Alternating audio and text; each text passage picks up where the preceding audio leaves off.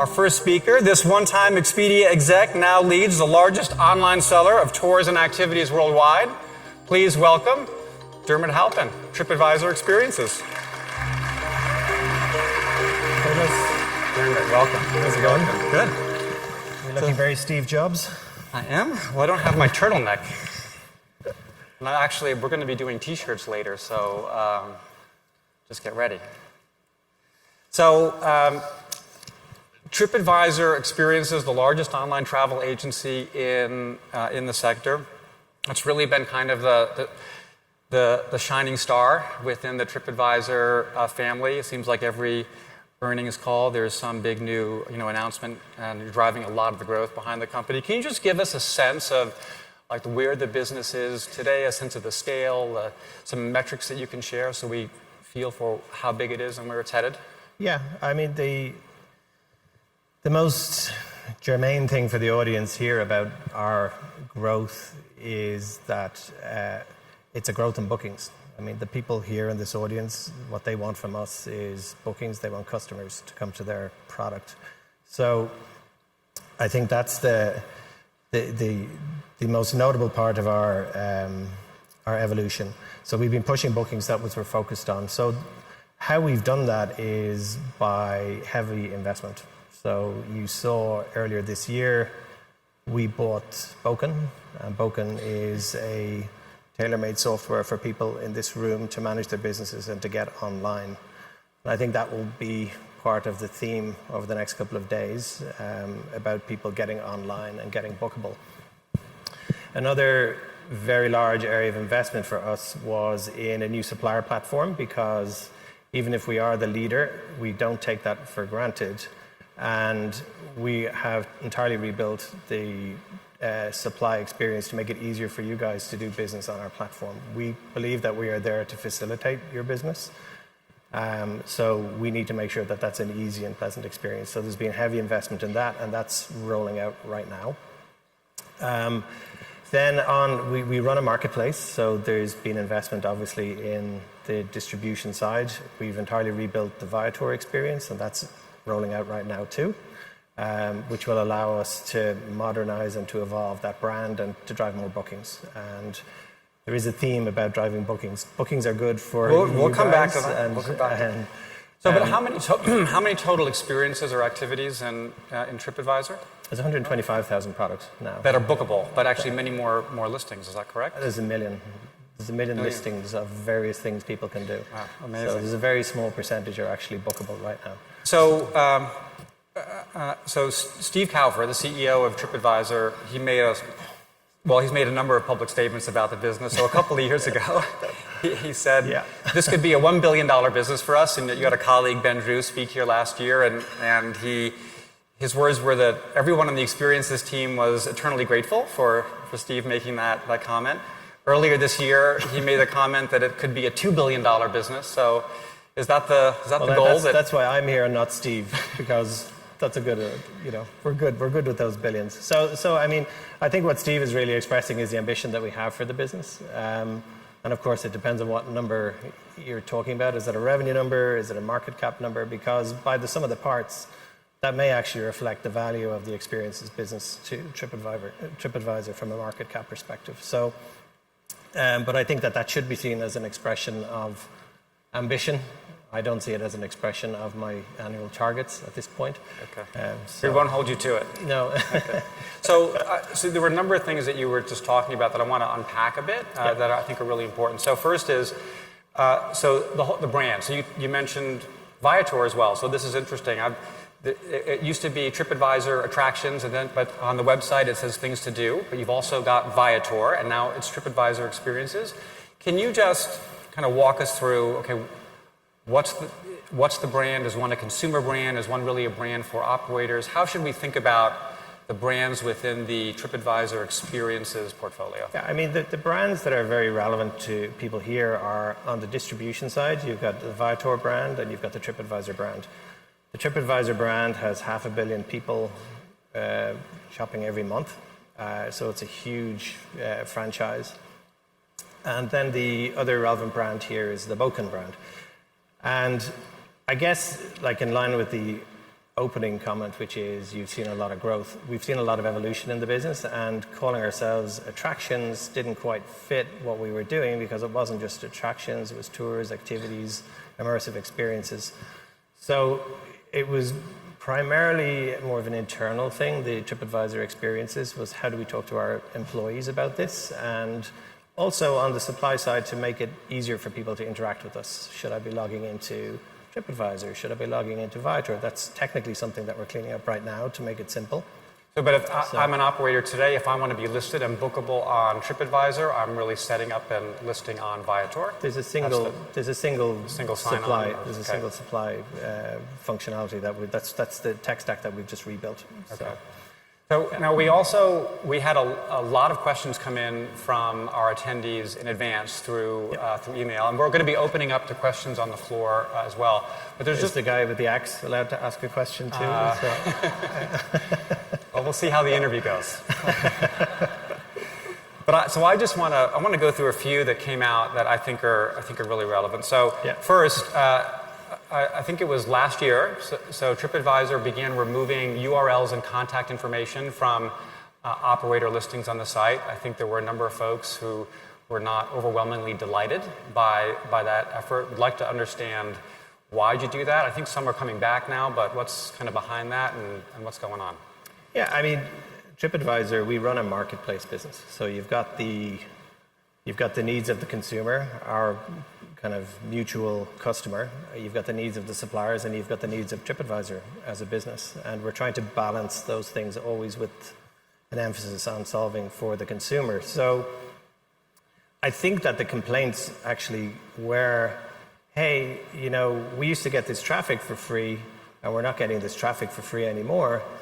And that isn't traffic that ever came to TripAdvisor for free. So if you put it in the context of TripAdvisor over the past 7 years has gone from 50 million uniques coming to the site every month to 500 million uniques. So we have been investing in the platform. So it's really a matter of a business decision about what is the best balance between those things. Now, as you know, we actually reversed that decision, and that's part of every consumer internet platform. We're trying different things to affect our aims. So over time, we'll see how we can best affect the aim of balancing those things.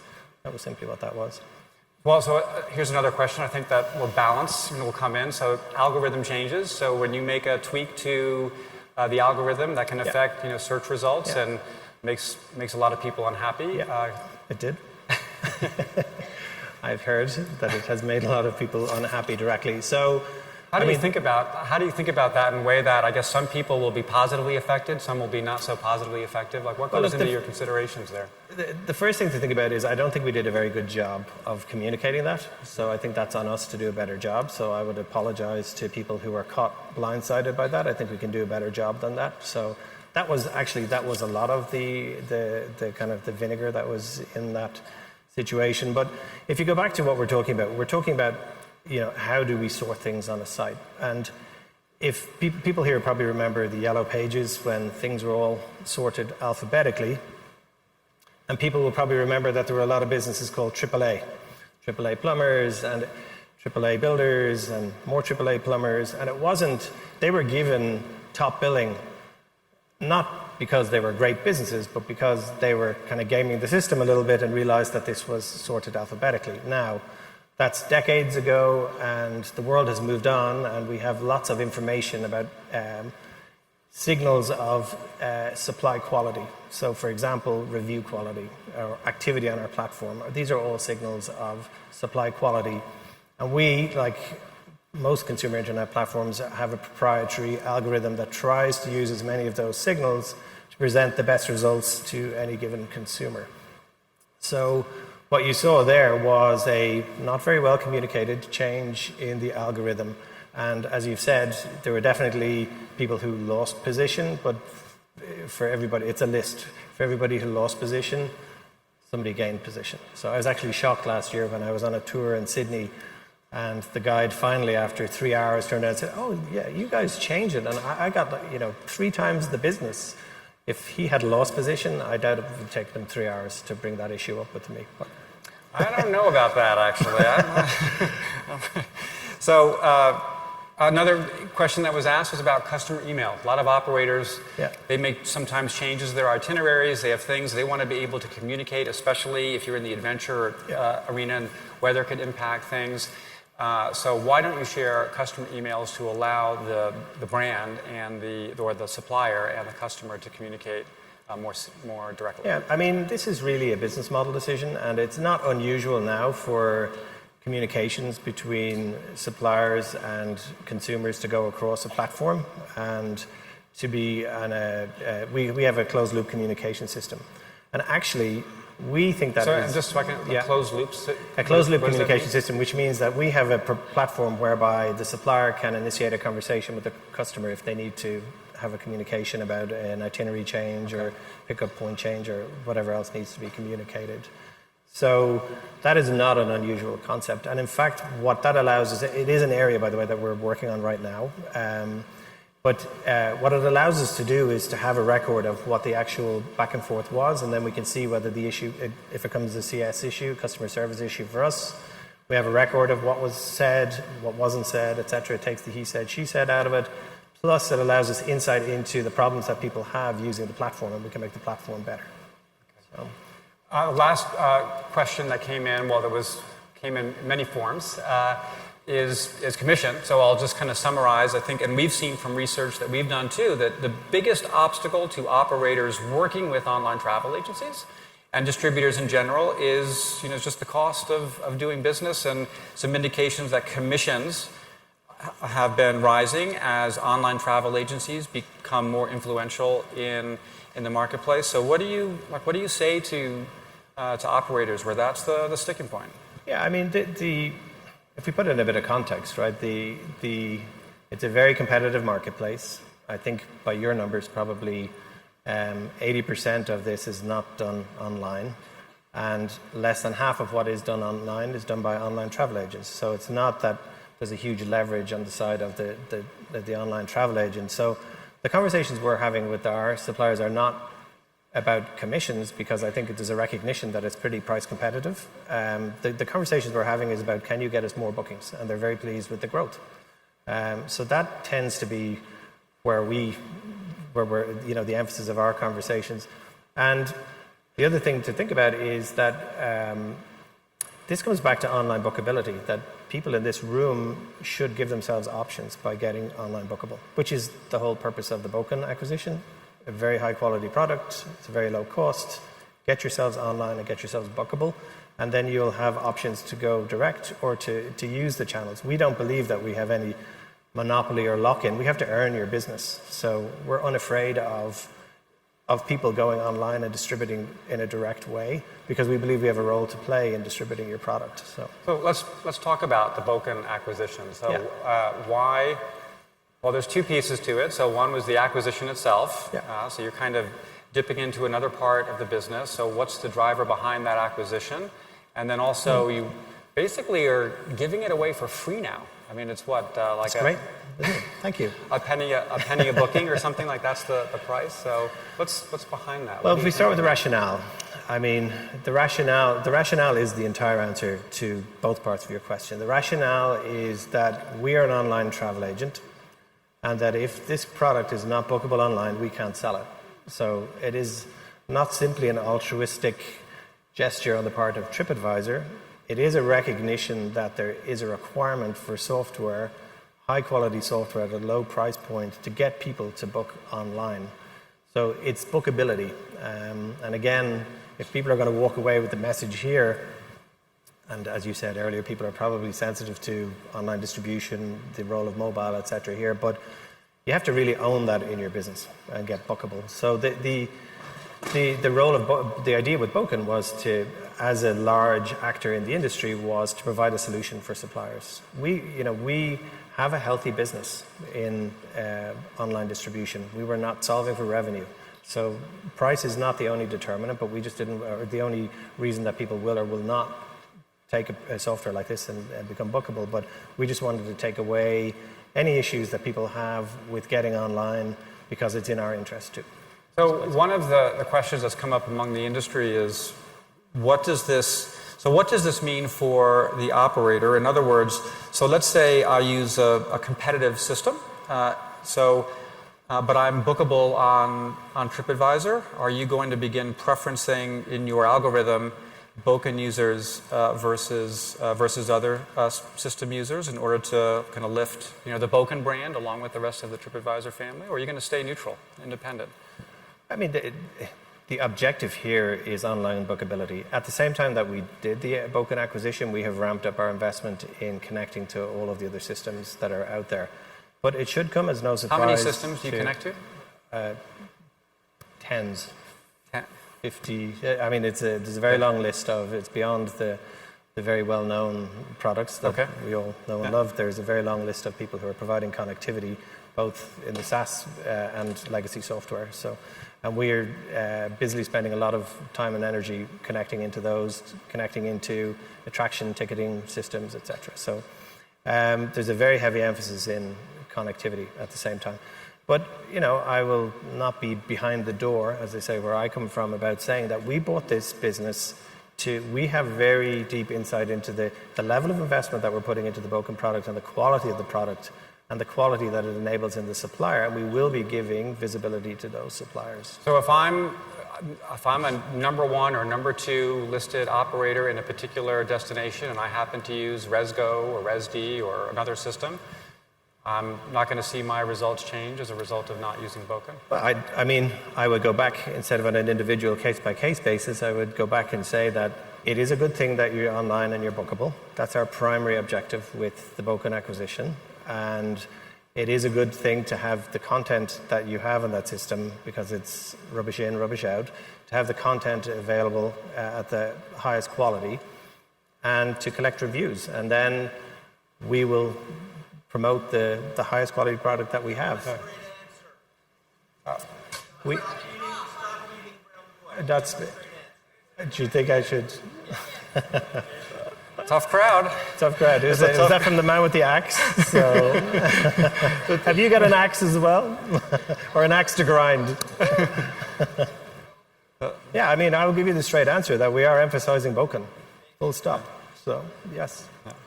So does that mean that, just remember, though, that any consumer internet franchise depends on how it serves the traveler. So the things that we do are dependent on whether or not we fulfill the traveler's requirements. They have many, many options besides us and besides any individual here. So our actions are always, the traveler perspective always comes first. So I think we have a question from the floor. We just had one. Hi, Douglas. Ted Miller with Adventure Office. It goes back to your closed environment or closed communication loop. About 10 to 15 years ago, the vacation rental space was in the same location or same position. And right now, that space is very worried because they've lost full control of their customer experience and pricing capabilities. And one thing this industry hasn't seen yet is that sort of awareness. And I just wanted to see if you guys had thoughts on that perspective of the local provider losing control of pricing and branding of their own environment when they can't communicate very well with the people that are traveling with them. I think there's even just a bigger question there of, what's the role of the individual operator's brand when they're selling through an online travel agency like TripAdvisor, and how do you think about that and the display, and how do you see consumers reacting to that? I think that the primary brand that we have to look after is the Viator brand and the TripAdvisor brand, and our proposition in terms of breadth and bookability. And that's not at the exclusion of every other brand in this ecosystem. So, to the point of whether or not you're losing control, I think in the rentals industry over the years, what happened was that you had a lot of individual actors who are not necessarily providing a great quality experience in general. And what the distribution systems like TripAdvisor and others had to do was to come up with methodologies whereby we could provide a consistent experience. And that is where closed loop communications was actually very effective, whereby you have a lot of he said, she said, you have a lot of fraud. So you have to be able to monitor who said, hey, why don't you take this booking off the platform? The person takes the booking off the platform and it's a fraudster, and then who's on the hook for that? So It was actually, I think that was from a consumer perspective, that was generally a step up in the rentals industry, amongst other things. So I want to talk a bit about competition. Who do you worry about the most? So, in the spirit of straight answers, the competition for us is consumer behavior. The competition is the stat that you have, which is that 80% of this stuff is not booked online. So what we're focused on doing is understanding what are the reasons that people are not booking online. Why are they not booking in advance? Why is it all done in the destination when so much of flights and hotels are booked in advance? What is the difference? So it's part of it is trust is a good consumer service proposition. There are various elements of it. So I'll throw some names out. Google. Yes, Google. Very worried on a scale of 1 to 10? Well, Google, we announced yesterday we were working with Google Reserve. We're working with Touring Bird. Okay, but that wasn't a number. That's not. Define the scale more closely. So, is this an exponential scale? The reality is that everybody who's doing business online lives in a world of Google. And the only response that we can have or that you can have is to create a unique product. You have to make sure that you're identifying what are the consumers coming to your site for, are you serving those needs, and do that consistently. Create a process in your business. Now, I know that we're doing that because I see our traffic and I see our conversion moving up over time. So I know that we are creating value for the customer. Nobody's taking that as, that we're not complacent about the lead that we have in the space. So, there are reasons. On the one hand, Google is a very good partner and it has strong products. But on the other hand, you have the European Union taking a look at Google's positioning in that marketplace and whether or not the behavior is monopolistic. So Google has just launched a new initiative called Touring Bird. Any thoughts on that? Do you worried? Interesting? No, it's a very interesting product, and it's like any option that we have to get your product in front of more eyeballs that are outside the 500 million people who are on TripAdvisor, we take those opportunities. So we're working with Touring Birds and we're working with Google Reserve and we're working with many, many other opportunities and partners, airlines, hotels, etc., who are also selling the product. So I think we have time for one more question from the floor. Hi, my name's Jamie. I'm based in China, and I was wondering about your customer service hours. Currently, they're not available on the weekends or during our daytime, and I've talked to some American-based operators as well that have complained about this. So I'd love to know when that's going to be round the clock, since you have so many international experiences. Yeah, so that's a really good question. So customer service, what I can tell you in general is that customer service has been a huge focus for the business in the past 18 months. Our contact ratio has gone down by half. So that's, I'll get to the question exactly in a second, but the objective is to identify why people have reasons to call us. Now, the reasons that we find are then translated into a better technology solution, which is this new supplier platform that I was telling you about, which is rolling out right now. So first off, we're trying to work on the problems to make sure you don't have to call us. Secondly is that we have rolled out multilingual support, and in some cases, in some languages, which I can't remember exactly which they are, it is 24 hours. So I'm not sure exactly where you are, but we are rolling that out. So we're just about out of time, but I want to wrap things up with, there's a game that I like to play sometimes at the end of interviews. I know your game. So we call this game either or. So for example, like if I say chocolate or vanilla, you would say? Chocolate. Okay, see, easy enough, right? What would you say? I would ask my wife. So. Can I ask your wife these questions? You may. She'll be greeting you afterwards. So, okay, wine or beer? Wine. Steak or fish? Steak. World Series or World Cup? World Cup. What is the World Series? Star Wars or Lord of the Rings? That's a tough one. Lord of the Rings. PC or Mac? Mac. iPhone or Android? iPhone. Just speak a little bit louder. Yeah. iPhone. iPhone. I'm embarrassed by my choice.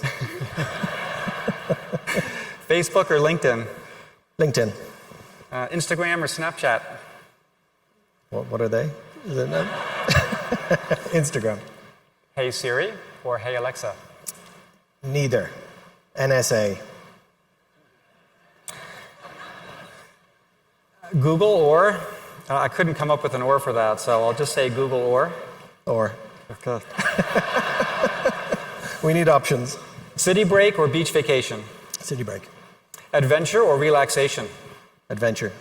Tours or activities? Activities. Events or attractions? Attractions. Uber or private transfer? Has to be Uber. Excuse me? Has to be Uber. Uber. Bus tour or walking tour? Walking tour. MoMA or the Met? Momo. Disney or Universal? Universal. Tour guide or a local? Where are we going with this? Is this like a Rorschach test? And is there a We're recording- psychologist there going to tell me, no, you have to go to... We're recording it, we're filming it all. We're filming Fantastic. it all. Tour guide or local?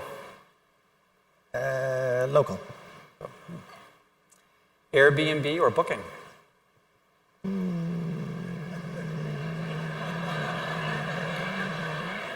Can we come back to that one? Can I ask your wife? Fluke or get your guide? Get your guide. Traveler reviews or professional reviews? Traveler reviews. Review site or booking site? Booking site. 20% or 30%?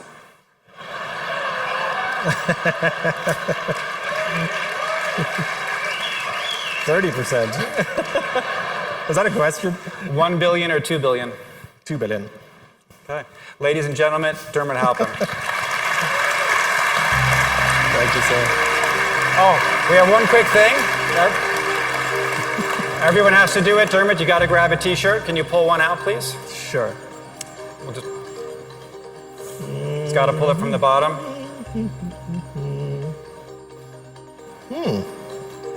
Let's hold it up. Colorado. Everyone can see what's Very the cool. company.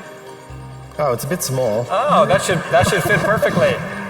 Fit who perfectly. Colorado Whitewater, awesome. Do I have to put Thank it you. on? And I've got my Go Sailing Adventures. Thank you.